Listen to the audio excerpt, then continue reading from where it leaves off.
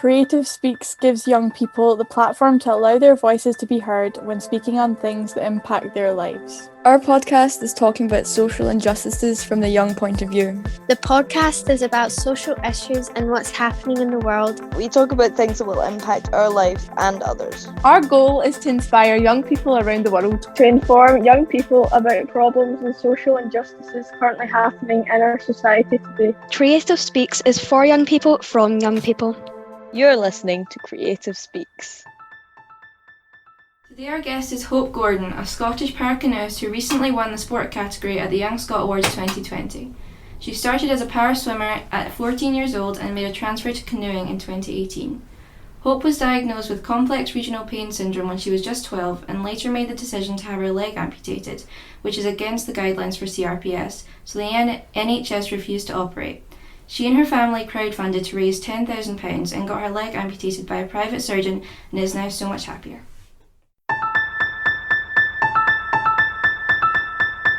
Here at Creative Speaks, we love a random question. So this random question is, what's your favourite ice cream flavour? What's yours, Ivy? I love anything with like nuts in it, especially peanuts because my little sister's allergic to peanuts and I've not been able to eat them for like 8 years now. Katrina?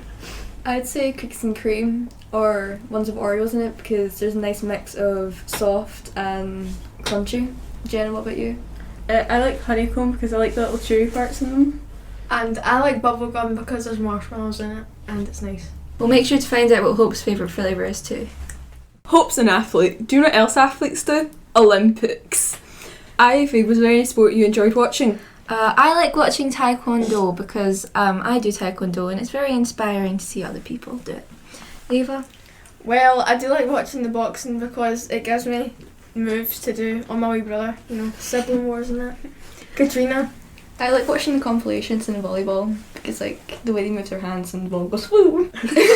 What about you, Jenna? I liked a lot of them, especially the diving, and I found it really fun to watch Tom Daley and Matty Lee win their gold.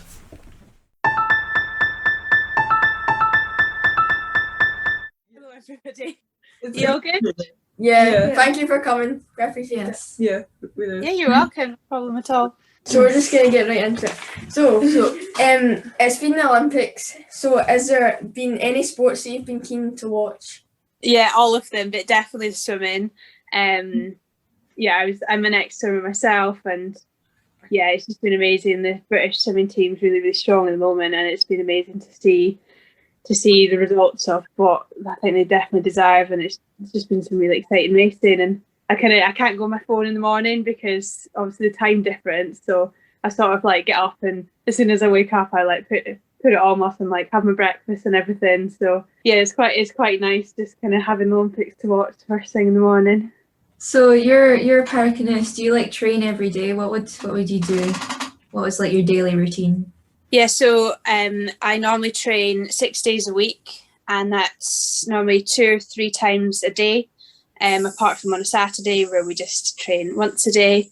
It does vary depending on each week, but that's kind of a mixture between training on the water, work in the gym, and then some other kind of stuff kind of chucked in there as well. So yeah, there's quite a big variety, which is nice, and each kind of session has a different focus.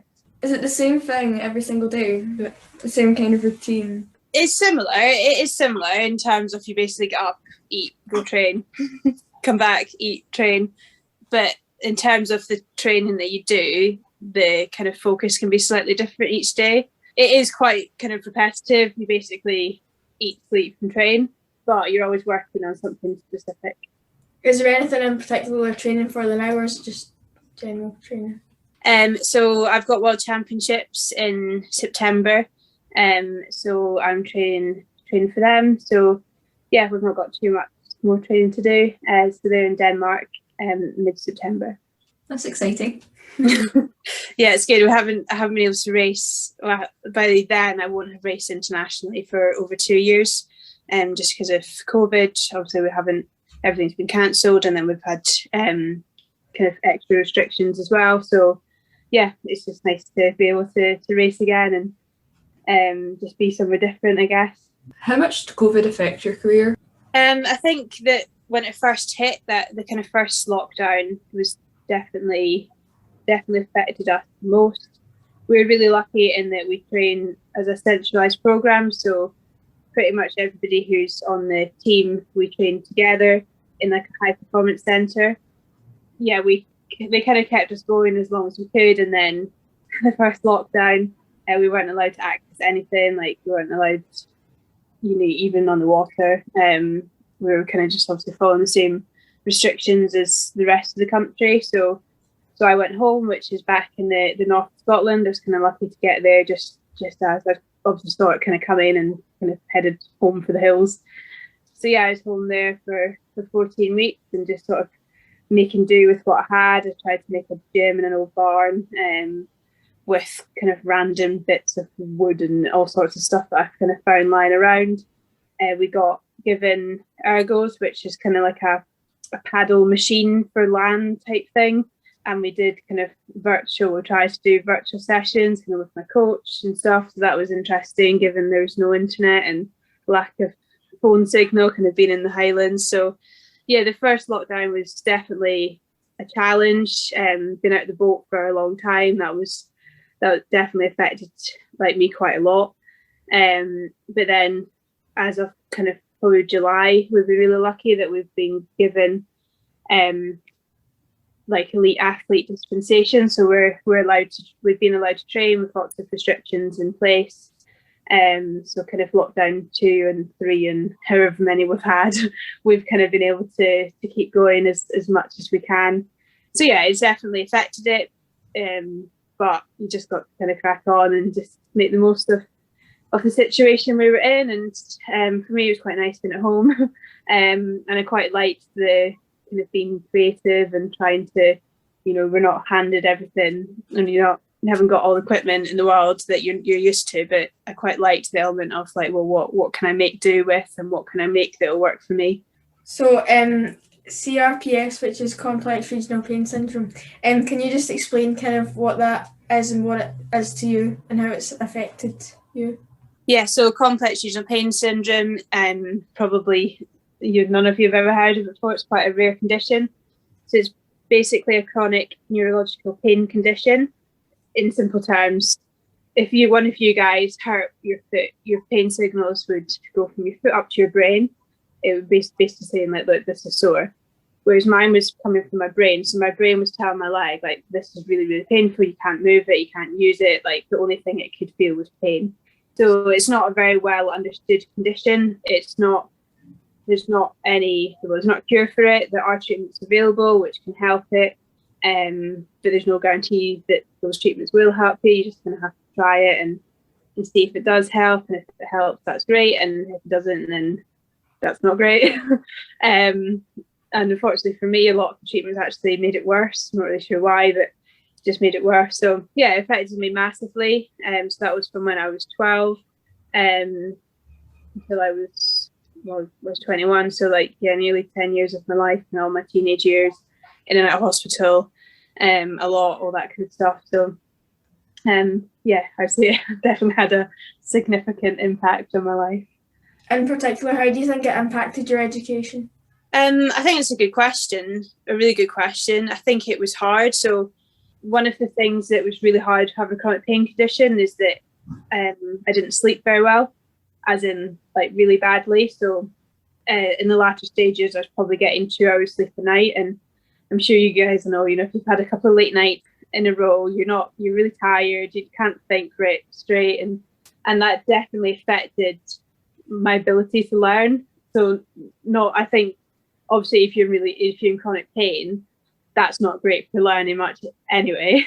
But then you bring in the lack of sleep, and that's I think at the time I didn't even really think about it, but looking back now, I'm like, yeah, there's no way I was going to be Einstein, with that going on. So we try to minimise my time away from school, so that a lot of my hospital stays and my kind of planned treatment were actually in the school holidays, which kind of wasn't great.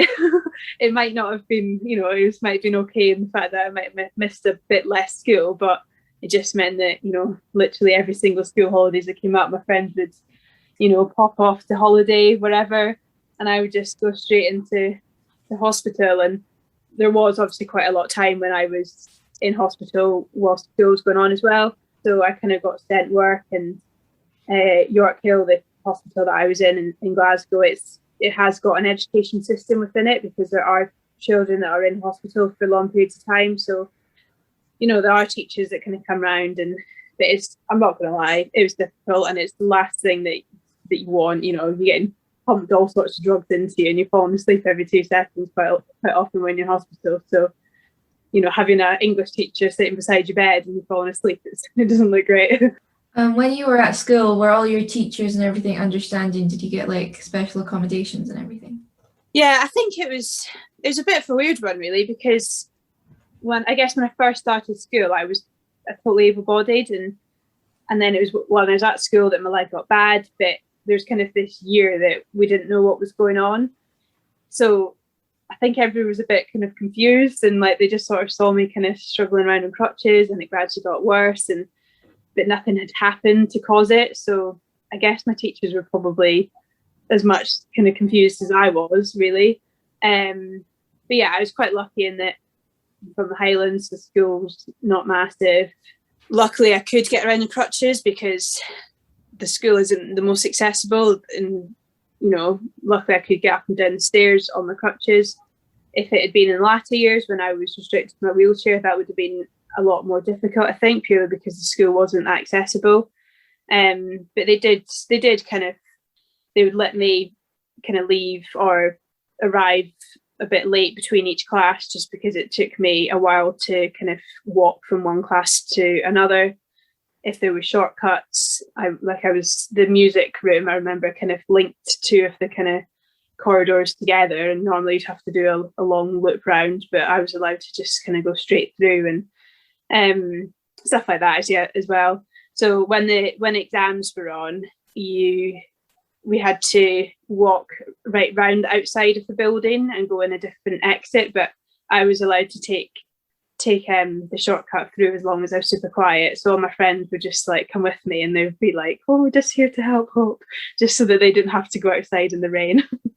You said that it was quite a rare condition. So how long did it take the doctors to know for sure that that's what was wrong?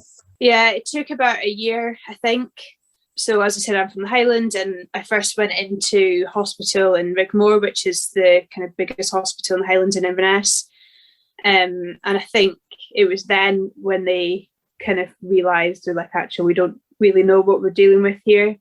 And it was then that they sent me down to York Hill, which is where the specialist was, or probably still is. And then, to be fair, once I got there and got seen initially as an outpatient, I kind of got diagnosed really well there and then. And then that was when we kind of set the ball rolling with starting different treatments. You know how you had to raise the £10,000 to get the amputation because it was against the NHS guidelines? Were you optimistic knowing that you had to raise the money because you didn't have that long of a time to raise it? Honestly, no. I was a bit worried about putting the kind of initial post out about the crowdfunding page, purely because not many people knew that I wanted my leg amputated. It's obviously a very weird thing to do, like ask friends, family, strangers money to help you get your own leg amputated. It's a bit mental. And I was a bit nervous about the reaction that I would get from people. And there was absolutely no way that I thought we'd get the whole money, the kind of total amount that we were looking for. But I thought if I can get, a percentage of it, then that'll definitely help. So yeah, just absolutely blown away with the fact that we did manage to get it all. And a lot of it was from the page that I set up, and then kind of people at home as well. They just sort of hand my mum and dad a tenner, or they'd drop money into the local shop. It's a really small local community that I'm from. So I think at one point they had a wad of random cash at the local shop for me as well, which, yeah, so it's just amazing. Did disability ever make you think about giving up your dream of being a sports person? I think I don't really remember growing up having a dream of being a sports person. Like, I certainly didn't dream of, I didn't grow up dreaming of going to the Paralympics because I didn't really have a disability until I was a bit older. You see, I've got a friend that's out in Tokyo at the Olympics at the moment, and she'd be like, "Oh, I dreamt as like a 5-year-old to go to the Olympics." I definitely couldn't say that, and I certainly couldn't say that about going to Paralympics because I didn't have a disability then. But I think I've just always loved sport, and it's kind of been a hobby, but it's also been just something that has helped me deal with things, like a bit of a escape from reality, I guess. And I think it's probably having my disability that's then led to kind of wanting to compete more, because when I was younger, I didn't want to, always loved training, didn't like competing. I didn't mind it at a really like local friendly level, but I think I qualified for what at the time felt like a really big swimming competition in Inverness, and I was like, I don't really want to go. Like, I'll do the training, but I'm not really bothered about the competitive side. Whereas now, yeah, I love training still, but I enjoy the racing side a lot more now as well. So do you think that you would have gone into sport as like a career if you hadn't got a disability? I don't know. Probably, I think I would definitely be involved in sport. I don't think I would be making it my career. I've actually got absolutely no idea what I would be doing, if I'm totally honest with you. But I think it's just like, I feel so lucky that is now a pathway. And I think the London 2012 Paralympics was just like a really pivotal moment in the Paralympic movement. And like, I just feel really lucky that I'm kind of in an era where you can make a career just out of sport. And so it's just really cool that like the opportunities I've got, and yeah, just really grateful for them. So the Find Your Feet charity that you're a part of, what does that involve? Yeah, so Find Your Feet are a charity which is set up based in Glasgow, and it's to support amputees and their families and just those affected by limb loss. So it's the founder of the charity, Corinne Hutton. She set it up after she got sepsis and ended up losing both her hands and both her feet. And she set it up to just provide support, whether that's physical support or emotional support, or just, just bringing people together and helping them in any way they can, really. So I first got involved in pretty much straight after my amputation in 2016, and I guess I've kind of been part of the woodwork since then, really, and I've done all sorts of things with them, including going to Dubai and doing a cycling challenge with them. I've abseiled off a crane. It was kind of Finding Your Feet that got me into doing some rock climbing, which I absolutely love. It's like, I just find it really fun. So yeah, doing all sorts of stuff with them. And then I think it was in 2018, maybe they asked me to be an ambassador for the charity as well, which is just really cool. And I think for me, it's just like kind of trying to fly the flag for them. It's a charity that's super close to my heart. I think that I became an amputee, like I was really lucky because I was involved in parasport before my amputation. So I kind of felt like my kind of path post amputation was kind of already set, because I was already kind of within the parasport world and I knew a lot of amputees, but that's not the kind of normal, if you like, of becoming an amputee. If somebody loses a limb or limbs in an accident, you don't leave your house one morning and expect to kind of come back minus 2 legs because you've had a car crash or something like that. So it's obviously a massive shock, and obviously the NHS are absolutely amazing with the support that they give, but they can't necessarily give that prolonged support for both the amputee and the whole family as well. So kind of no pun intended, that's kind of where Find Your Feet step in. And I think as well during COVID times, it's even more important because you can't have the visitors in the hospital. A lot of people, they don't have that support that they might have normally had, with their friends and family being able to visit and things like that. So I think Find Your Feet are doing an even like more important job now, because it might not be face to face, but they can provide that support over the phone or virtually. Everybody's good at living virtually now. And you're also a member of the Scottish Disability Sports. Sports panel, yeah. Yeah, what's that like? Yes, it's really cool. So that kind of started from I was really lucky to be involved in a trip to America in 2014. So there was a group of, I think it was maybe 7 of us that got kind of selected from Scotland to go over, and it was a really good experience. It was quite eye-opening in that a country the size of America and has developed as America, how their view on disability is in a lot of different states. And it was quite a shock in some ways. I felt like, little Scotland was teaching big America about disability and disability sport, which was really kind of cool. And then when we came back from that trip, that was when the young persons panel was set up. And I guess the aim of it is to kind of provide a voice for young people within disability sport across Scotland. And I think a lot of people that kind of make decisions and things like that, they don't necessarily have a disability. So I think it's really beneficial for the help of like decisions to come from people that it actually affects. And we can have a view on things totally different, like a different perspective to people kind of sitting in an office type thing. So it's really cool. And I've kind of, the panel's kind of grown and grown and grown. I was in the kind of original pack, if you like, and now it's kind of grown, and I feel very old now within the panel. So I don't do quite so much anymore, purely as well because I'm based in Nottingham as well. But I still I'm still part of the loop, and I jump into meetings and stuff still with them. So it's just really nice to see it kind of grow and develop. Have you got any tips for people who are struggling, not even with just CRPS, but just people who are struggling with pain to help them to keep fighting? I think for me it was finding something that I could just like some form of releaseism, and that's going to be different for everybody. So for me that was swimming.